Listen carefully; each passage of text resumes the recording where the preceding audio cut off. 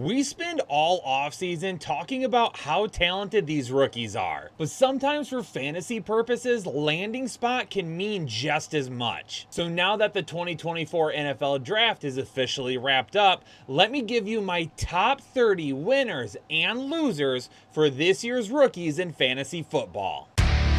Yo, Headliner Nation, I'm going to be covering 30 different players in this video, so we're going to need to make it snappy. I'm going to touch on a couple of different points for every single player that either makes them a winner or a loser in this year's draft. And each of these points will come from a fantasy redraft or dynasty perspective. And if you want more deep diving statistics and information on these rookies, our draft guide is chock full of it. And if someone out there wants to win one for free, this video needs to get to 500 likes. And I'm going to pick one random person from the comments to get our draft guide for free. But it's time that we hop right into it, and let's start with probably our top winner of the entire draft. It's the guy that went number 1 overall, Caleb Williams. Now, you can argue whether or not Caleb Williams will end up being successful in the NFL, but the one thing you can't argue is that he may be set up for success better than any NFL rookie quarterback of all time. DJ Moore, Keenan Allen, Rome Odunze, DeAndre Swift, Cole Kmet. This offense has a ton of weapons.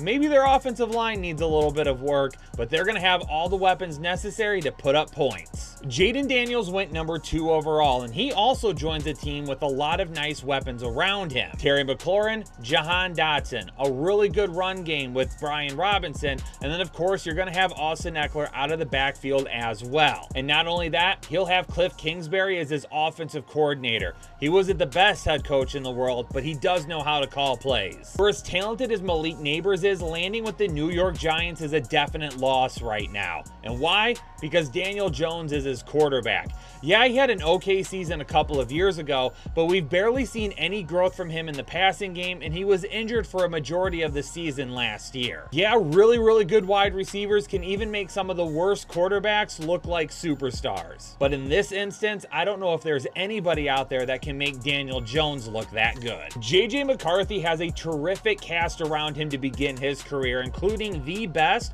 wide receiver in the NFL right now, Justin Jefferson. Jordan Addison will be in his second season, and Aaron Jones will be in the backfield with JJ McCarthy. And anytime you have a former NFL quarterback as your head coach, you know your progression and development will be in good hands. I feel awful for Michael Penix Jr. because he shouldn't even be in this situation.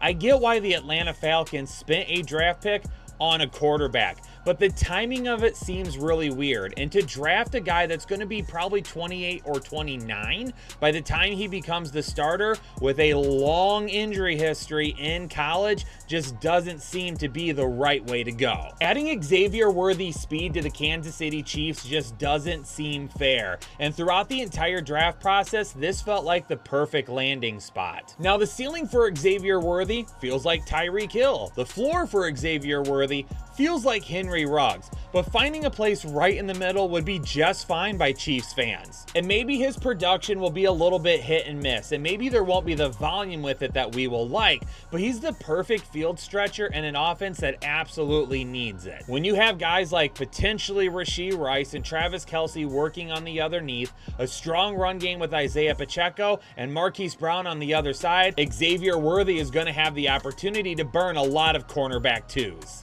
Xavier Leggett is going to have an opportunity to be the main target on his team right away, and he may not have a ton of competition for targets either. Adam Thielen is really the only guy coming back from last year that Bryce Young is going to have a rapport with. Deontay Johnson will be there, but he hasn't had a chance to work with him yet, and Carolina moved into the first to grab Xavier Leggett, so you know that they're going to have something dialed up for him in 2024. I get what the Las Vegas Raiders did here. They probably just went best player available, but I don't really think that this was the best landing spot for Brock Bowers. Is it going to be Aiden O'Connell? Is it going to be Gardner Minshew? We don't know who the starter is going to be yet. You know Devontae Adams is going to be the #1 target on that team. Jacoby Myers hasn't done that bad since joining Las Vegas either, and they spent a second-round pick last year on Michael Mayer. So the question is going to become for Brock Bowers, how does he really fit into this offense, And who's going to be getting him the ball? Keon Coleman may have one of the best landing spots of any of the rookie wide receivers when it comes to potential volume.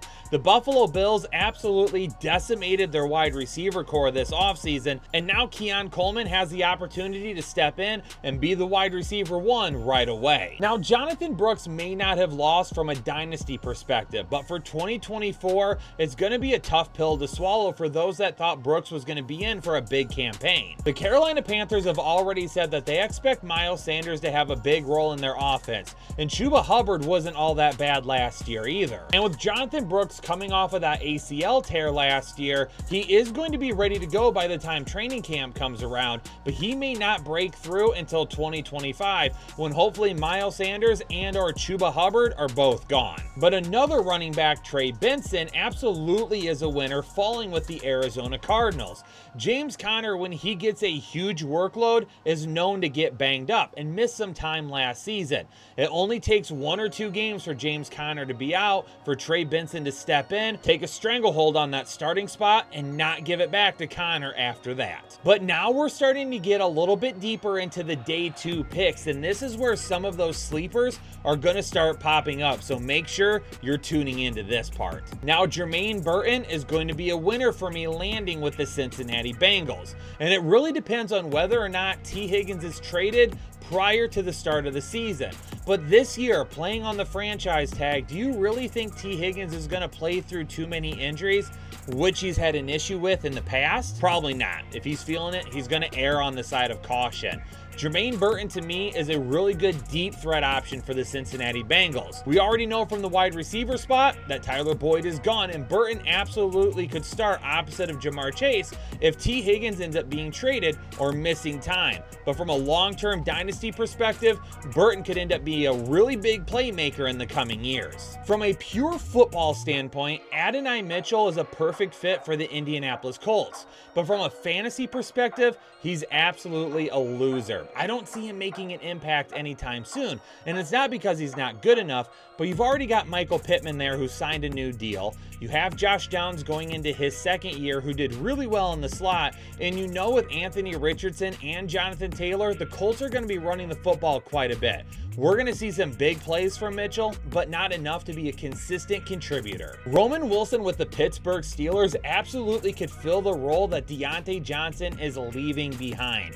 Roman Wilson does really well out of the slot, running his routes over the middle of the field, and can be trusted by whoever the quarterback ends up being for the Pittsburgh Steelers this year. And all of those targets that have been vacated by Deontay Johnson aren't just going to go to Pat Freiermuth or George Pickens. Roman Wilson is going to have an opportunity to get his hands on some right away. Another Michigan player, unfortunately on the wrong side this time, is Blake Corum is going to be a loser landing with the LA Rams. Kyren Williams last year was an absolute beast, and I expect a lot of the same thing from him. But Sean McVay is a one running back guy. He doesn't rotate his running backs as often as a lot of other NFL teams do. Now, Blake Corum is going to be used to rest Kyren Williams and is a really good complement for Kyren Williams as well. But unfortunately, the amount of volume he would need to be fantasy productive would not happen unless Kyren Williams ends up getting hurt. And with as much as they're going to pass the ball with Stafford, that's also going to cause some issues. Keep an eye on Jatavian Sanders, the Texas tight end that was drafted by the Carolina Panthers. He's not going to have really any competition at the position, and it does take a little bit of time for tight ends to get going. Rookie tight ends typically are not that great, but he lands in a position where he could carve out a role right away. And if he doesn't, he shouldn't have a whole lot of competition over the next couple of years, and in dynasty leagues could end up contributing as a top 12 tight end in the future. Now, Marshawn Lloyd in Green Bay is actually a really good complement to Josh Jacobs, but Jacobs just signed a pretty hefty 3-year deal, and because of that, Lloyd probably does not see full starter status for at least a couple of years. And also keep in mind that A.J. Dillon was re-signed for another season as well and knows this offense and the game plan extremely well. Now, Troy Franklin was actually a loser because of how quickly he was slipping in the draft. but then he ends up getting picked up by the Denver Broncos, who spent the 12th overall pick on his quarterback from the last couple of years, Bo Nix. So because of that, Troy Franklin becomes a winner now. He's going to have an opportunity to make a name for himself as the wide receiver 2 in this offense. He's not going to have a whole lot of competition for targets after you take a look at Courtland Sutton. Does Nix force feed him the ball a little bit too often, knowing that he was his guy in college? It's quite possible. Devontae Walker landing with the Baltimore Ravens isn't the worst landing spot in the world, but it also could have been a lot better.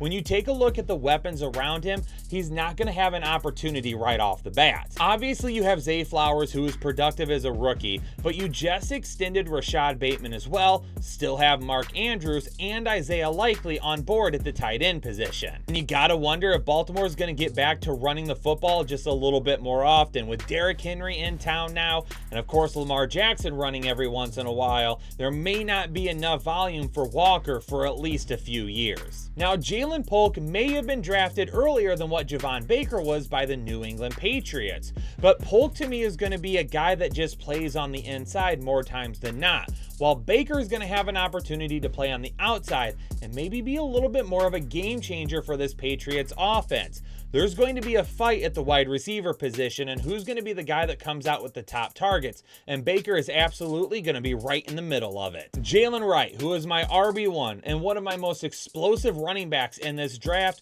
fell all the way to the 4th round and landed with the Miami Dolphins. Now, from a dynasty standpoint, that could end up being good in a couple of years. But Devon Achane showed some huge glimpses last season, and we know Miami loves him. Raheem Mostert was re-signed for another year, and he's coming off a career season as well. So unless there is a couple of injuries, Jalen Wright probably doesn't see the field a whole lot in 2024.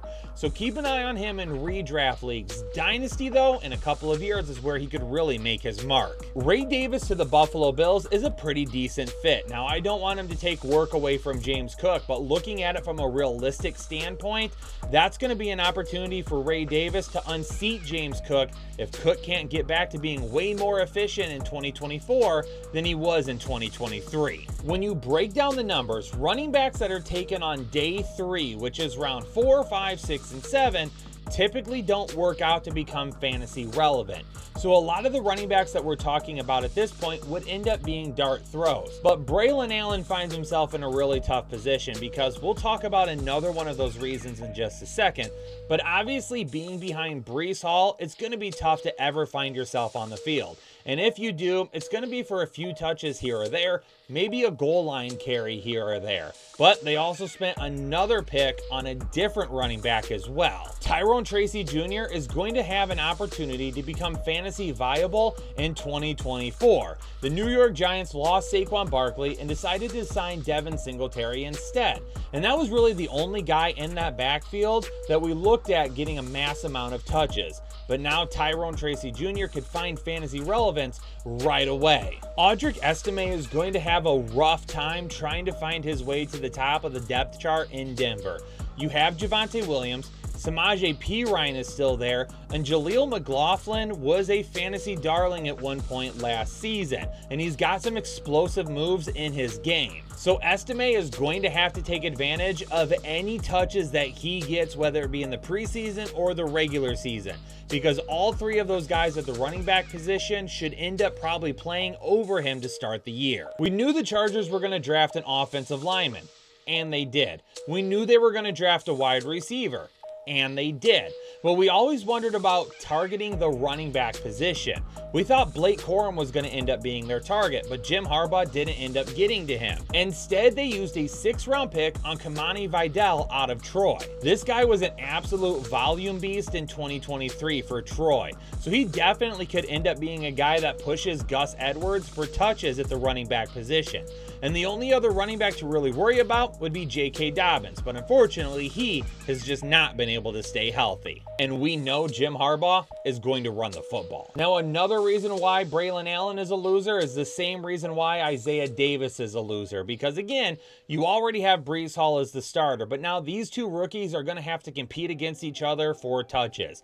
If just one of them had been drafted there, they probably wouldn't have been a loser. It would have been a push, because with a Breece Hall injury, one of them could end up seeing the field. There's just not going to be a big enough workload for both of them to be relevant. The Raiders spent a 6th-round pick on Dylan Labe, and you've got Zamir White and Alexander Mattison there as the two starters, but we haven't seen a full season workload from Zamir White since he entered the league, and Alexander Mattison last year in a better offense wasn't really all that good. Labe could end up competing for touches by the end of the year. The New England Patriots decided to draft 2 rookie quarterbacks, and they went with Joe Milton in the 6th round. And Milton was going to be a project, and definitely going to be a guy that was going to take a little bit of time to adjust to the NFL level and had a few things to work on. But if he fell in the right spot, he was absolutely going to be a guy that could be considered fantasy viable within a couple of years if he was able to take over.